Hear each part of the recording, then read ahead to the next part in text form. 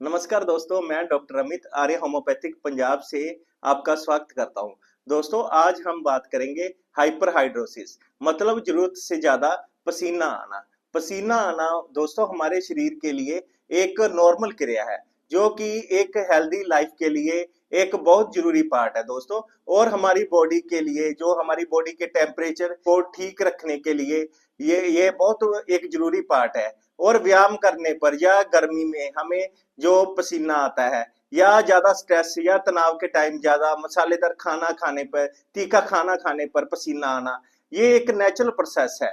और ये एक नेचुरल प्रक्रिया है दोस्तों, जो शरीर के तापमान को नियंत्रण करने में मदद करता है। दोस्तों, हमारी बॉडी में स्किन में स्वेट ग्लैंड्स होती हैं, मतलब पसीने की ग्रंथियां होती हैं, जिसके कारण कि हमारी बॉडी में जो स्किन में पसीना आता है, जो ग्रंथियां, जो पसीने की ग्रंथियां सारे जो स्किन पे बॉडी पर होती हैं। पर ये जो पसीना ज्यादातर जैसे बगल में ज्यादा आता है, और ज्यादातर जैसे चेहरे पर पसीना ज्यादा आता है, जैसे हाथों के हथेलियों पर ज्यादा पसीना आता है, या पाँव की तलियों में ज्यादा पसीना आता है। और पसीने द्वारा दोस्तों नमक आदि जो आधारित तरल पदार्थ के रूप में ये बाहर निकलता है। और पसीना आपकी बॉडी का जो इम्पोर्टेंट काम करता है, जैसे पसीना आपके शरीर को ठंडा करने का एक तरीका है। मतलब जब ज्यादा गर्मी में आपकी बॉडी का जैसे टेम्परेचर बढ़ जाता है, तो पसीना दोस्तों आपकी बॉडी को ठंडा रखता है। कभी कभी पसीना आपकी त्वचा पर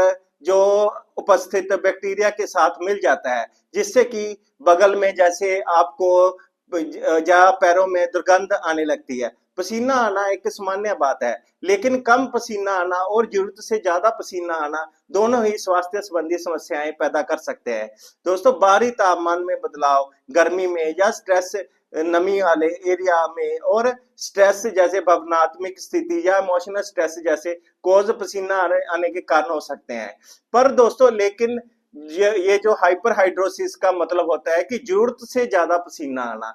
दोस्तों, कई लोगों में आपने देखा होगा कि थोड़ी सी एक्सरसाइज करने पर कई लोगों में बहुत जल्दी पसीना आ जाता है। मतलब बहुत थोड़ी सी एक्सरसाइज, मतलब 5 मिनट की एक्सरसाइज में ही वो ऊपर से लेकर नीचे तक तरबतर हो जाते हैं, मतलब पूरी तरह जैसे पानी से नहाने जैसे हो जाते हैं। और कई लोगों को दूसरों से हाथ मिलाने से पहले अपनी हथेलियों के पसीने के पानी को पूछना पड़ता है। और जिन लोगों में ये समस्या होती है दोस्तों, ज्यादा पसीने आने की, उनको हाइपरहाइड्रोसिस कहते हैं। दोस्तों, आज हम बात करेंगे दोस्तों हाइपरहाइड्रोसिस के क्या कारण होते हैं, और इसके क्या लक्षण होते हैं, और दोस्तों इसकी क्या होम्योपैथिक मेडिसिन है।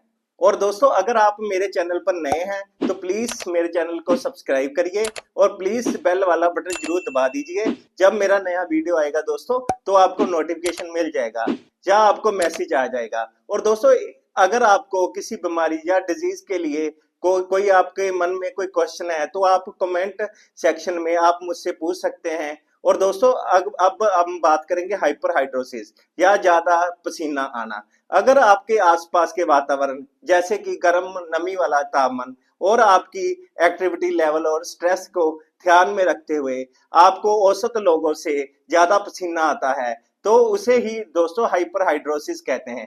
अधिकतर लोगों को एक्सरसाइज करने के बाद, या ज्यादा गर्म वातावरण में रहने पर, या चिंता या तनाव महसूस करने पर पसीना आता है दोस्तों।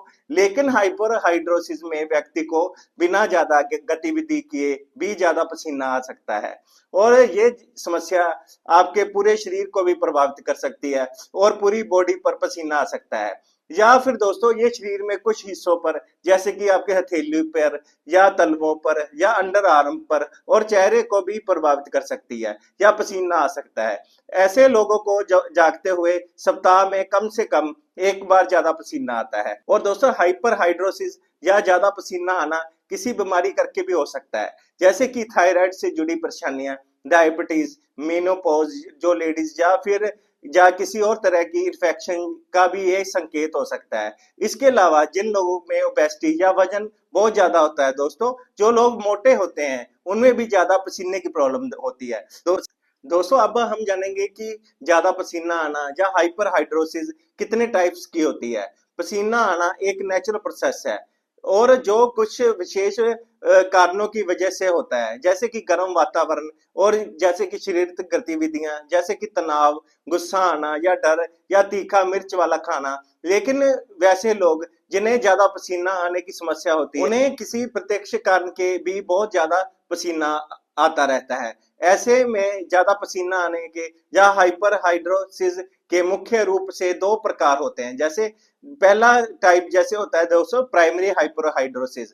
अगर ज्यादा पसीना आने के पीछे कोई बीमारी जिम्मेवार नहीं होती है, इसे प्राइमरी हाइड्रोसिस कहते हैं, जिसमें पसीने की ग्रंथियों को उत्तेजित करने वाली नसें ओवर एक्टिवेट हो जाती हैं और बिना जरूरत के भी पसीना ज्यादा निकलने लगता है, जिसमें मुख्य रूप से हाथ, पैर, चेहरा, सिर और अंडर आर्म में से पसीना आता है।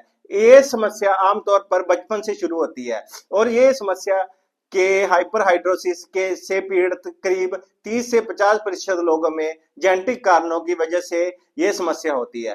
दोस्तों अगला कारण होता है सेकेंडरी हाइपरहाइड्रोसिस। अगर किसी बीमारी की वजह से या फिर बीमारी के लिए दी जाने वाली दवा के साइड इफेक्ट के तौर पर बहुत ज्यादा पसीना आने लगता है, तो इसे सेकेंडरी हाइपरहाइड्रोसिस कहते हैं। ये समस्या आमतौर पर अडल्ट होने पर शुरू होती है। इसमें शरीर के हर एक हिस्से से पसीना निकलता है और कई बार तो सोते वक्त नींद में भी पसीना आने लगता है। तो अब हम जानेंगे कि ज्यादा पसीने आने के क्या कारण होते हैं और अब हम जानेंगे कि कारण या बीमारियां या डिजीज, सेहत से जुड़ी समस्याएं जिनकी वजह से सेकेंडरी ज्यादा पसीना आने की समस्या होती है।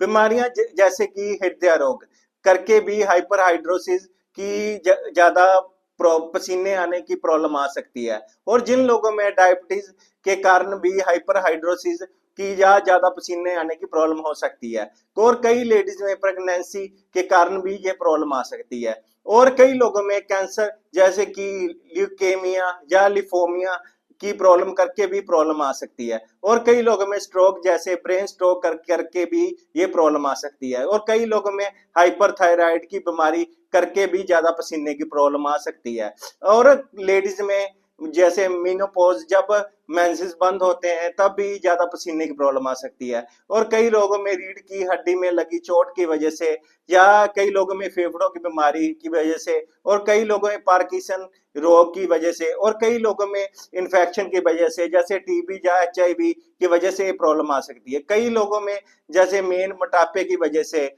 हाइपरहाइड्रोसिस की प्रॉब्लम ज्यादा पसीने आने की प्रॉब्लम आ सकती है और कई लोगों में एंटी डिप्रेसेंट या बीटा ब्लॉकर जैसी दवाइयां के साइड इफेक्ट के कारण भी ये हाइपरहाइड्रोसिस या ज्यादा पसीने की प्रॉब्लम आ सकती है। दोस्तों अब हम जानेंगे कि ज्यादा पसीने आने के क्या लक्षण होते हैं। हाइपरहाइड्रोसिस या ज्यादा पसीना आने में लक्षणों की बात करें तो आपको खुद ही आपको लक्षण जो नजर आने लगते हैं, जैसे कि जब रात के समय पसीना निकलना। अगर रात में बहुत ज्यादा पसीना निकलने की वजह से आप बीच रात में आपकी नींद खुल जाए या फिर सुबह उठने पर देखें कि आपके तकिए का कवर और चादर नमी पानी से भरा हुआ आपका होता है, तो आपको भी हाइपरहाइड्रोसिस या ज्यादा पसीना आने की प्रॉब्लम हो गई है। और व्यापक रूप से पसीना निकलना, अगर आप देखें कि आपके सिर्फ सिर पर या चेहरे पर, अंडर आर्म या हाथ या पैर में ही नहीं बल्कि शरीर में हर हिस्से से व्यापक रूप से पसीना निकल रहा है, तो आपको भी हाइपरहाइड्रोसिस की बीमारी है। और अगर आप नोट करें कि आपके शरीर में सिर्फ एक हिस्से में पसीना निकल रहा है, जैसे कि सिर्फ बगल में एक्जिला में हो, तो आपको भी हाइपरहाइड्रोसिस की बीमारी है। और अगला कारण, बिना किसी प्रत्यक्ष कारण के 6 महीने या इसके अधिक समय तक ज्यादा पसीना निकलने की समस्या का कारण भी ये हो सकता है। और दोस्तों हफ्ते में कम से कम एक बार बहुत ज्यादा पसीना निकलने की घटना होना भी आपको हाइपरहाइड्रोसिस की बीमारी का लक्षण हो सकता है। और ज्यादा पसीना निकलने की वजह से आपकी दैनिक गतिविधियों जैसे कि काम और रिश्ते प्रभावित हो रहे हो, तो भी आपको हाइपरहाइड्रोसिस की बीमारी है। और अगर पसीना निकलने के साथ साथ आपको ऐसे लगे कि आपको थकान हो रही है, अनिंद्रा हो रहा है, जैसे प्यास ज्यादा लगना और खांसी आना, बार बार पेशाब लगना जैसे लक्षण भी शामिल होते हैं हाइपरहाइड्रोसिस की बीमारी में। और दोस्तों अब हम जानेंगे कि हाँ, होम्योपैथिक मेडिसिन जो ज्यादा पसीने आने के लिए बहुत अच्छी जो काम करती है। जो नंबर 1 होम्योपैथिक मेडिसिन है दोस्तों हाइपरहाइड्रोसिस के लिए कल्केरिया कार्ब 30। ये होम्योपैथिक मेडिसिन हेड पर पसीने, सर पर पसीने के लिए बहुत बढ़िया मेडिसिन है। जिन लोगों को पसीना बहुत ज्यादा आता है, खास तौर पर सिर पर पसीना, और जब वह सुबह को उठते हैं तो उनका जो पिल्लो या तकिया सुबह तक पूरा पसीने से भीग जाता है और सर पर बहुत ज्यादा जैसे ठंडक महसूस करते हैं और सर पर बहुत ज्यादा इचिंग खारिश महसूस करते हैं, तो इसकी 2-2 बूंदे सुबह शाम 1 महीने तक लेनी चाहिए। और दोस्तों दूसरी मेडिसिन है सिलिशिया 30। ये भी मेडिसिन अधिक पसीने के लिए बहुत बढ़िया मेडिसिन है। दोस्तों अगर आपको हाथों पर और पैरों पर बहुत ज्यादा पसीना आता है और थोड़ा सा भी कुछ काम करने पर आप बहुत ज्यादा पसीना आ जाता है और पसीने से भीग जाते हैं, और कई बार पसीने में से ज्यादा स्मेल होती हो, और कई बार लोगों को पैरों से पसीने के साथ इचिंग भी होती हो, और इन सभी लक्षणों में दोस्तों इसकी 2-2 बूंदे सुबह शाम 1 महीने तक लेनी चाहिए। दोस्तों अगली मेडिसिन है हेपरसल्फ 30। ये मेडिसिन उन लोगों के लिए बहुत बढ़िया है जिनमें बगल में बहुत ज्यादा पसीना आता है और साथ में पसीने के साथ स्मेल आती है, और पसीने के साथ पीले ये पसीना दाग छोड़ जाता है कपड़ों पर, और इसकी इन सभी लक्षणों में 2-2 बूंदे सुबह शाम 1 महीने तक लेनी चाहिए।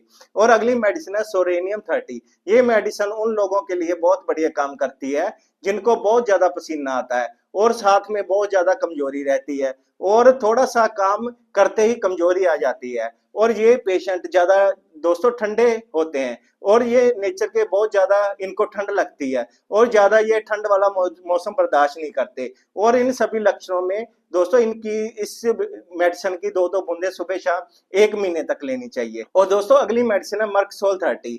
उन लोगों के लिए बहुत बढ़िया मेडिसिन है जिनको पसीना बहुत ज्यादा आता है, खास करके रात को सोने टाइम पसीना आता है, और पसीना ऐसे होता है जैसे ऑयली टाइप सा, और थोड़ा सा पसीने से जैसे स्मेल आती हो, और भी कई लक्षण जैसे इसमें ज्यादा प्यास लगती है, तो इसकी 2-2 बूंदे सुबह शाम 1 महीने तक लेनी चाहिए। और अगली मेडिसिन है सीपिया 30। ये उन केसेस में बहुत बढ़िया मेडिसिन है, खासकर लेडीज में, जिन लेडीज में मीनोपॉज की प्रॉब्लम, मतलब उनमें जैसे 45 से ऊपर जो लेडीज होती है जिनमें पीरियड बंद होने के टाइम आ गया है और उनके फेस में से हॉट फ्लैशेस और ज्यादा पसीना आता है और एंजाइटी सी रहती है, और पीरियड बंद होने के कारण सभी सिम्टम में इसकी 2-2 बूंदे सुबह शाम 1 महीने तक लेनी चाहिए।